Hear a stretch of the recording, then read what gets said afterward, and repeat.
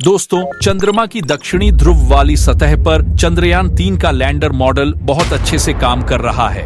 इस ऑर्बिटर में ऐसे कई साइंटिफिक उपकरण हैं जो बहुत अच्छे से अपना काम कर रहे हैं। 4 साल पहले जो काम अधूरा रह गया उसे अब चंद्रयान 3 के विक्रम लैंडर ने पूरा कर दिया है। वो विक्रम लैंडर ही है जिसने इसरो के बरसों पुराने सपने को साकार कर चंद्रमा पर हिंदुस्तानी झंडा गाड़ दिया है। भारत का विक्रम लैंडर, विक्रम की वीर गाथा, उसके पराक्रम का यशोगान अनंत काल तक सुनाया जाएगा। लैंडर के अंदर ही रोवर होता है। रोवर लैंडर के चंद्रमा पर सफल लैंडिंग के बाद बाहर निकलता है। लैंडर से बाहर आने के बाद रोवर चंद्रमा की सतह पर शोध करने को तैयार हो जाता है। इसरो ने चंद्रयान 3 के रोवर का नाम प्रज्ञान रखा है। चंद्रयान 2 के रोवर का नाम भी प्रज्ञान था। प्रज्ञान रोवर एक XAS से लैसेस है। APXS यानी alpha particle X ray spectrometer APXS चंद्रमा की सतह की मौलिक संरचना की जानकारी जुटाएगा। ये चांद की सतह पर केमिकल और मिनरल का अध्ययन करेगा।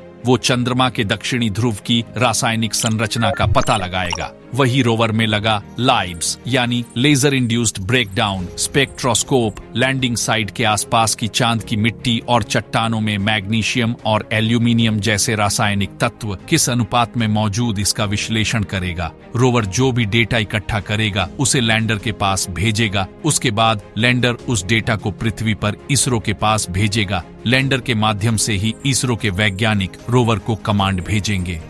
प्रज्ञान के काम की शुरुआत ही लेजर टीम के साथ होगी। लेजर टीम की मदद से रोवर चंद्रमा की सतह पर एक टुकड़े को पिघला देगा। इस प्रक्रिया में मौके से जो गैसें निकलेगी, रोवर उन गैसों का विश्लेषण करेगा।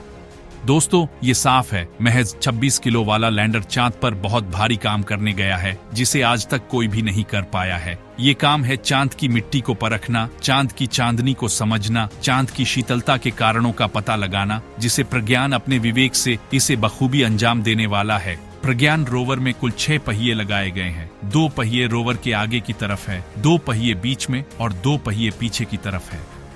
इनमें जो 2 पिछले पहिए हैं उनमें से एक पहिए को इस तरह से डिजाइन किया गया है कि आगे बढ़ने पर अपने पीछे चंद्रमा की सतह पर सारनाथ में मिली अशोक लाट से लिया गया भारत का राष्ट्र चिन्ह यानी कि अशोक चिन्ह को अंकित करेगा। वही इसका दूसरा पिछला पहिया इसरो के चिन्ह को अंकित करेगा।